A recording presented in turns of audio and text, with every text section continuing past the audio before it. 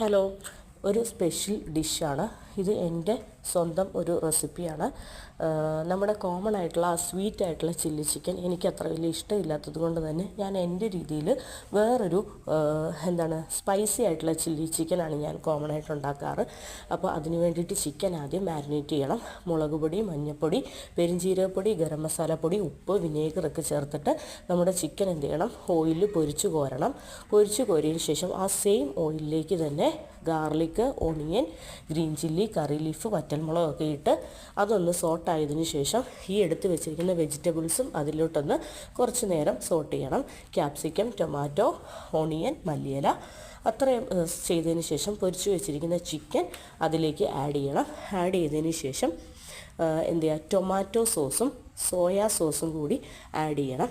add ചെയ്തിട്ട് അടച്ച് വെച്ച് കുറച്ചും കൂടെ വേവിച്ച സ്പൈസി ചില്ലി ചിക്കൻ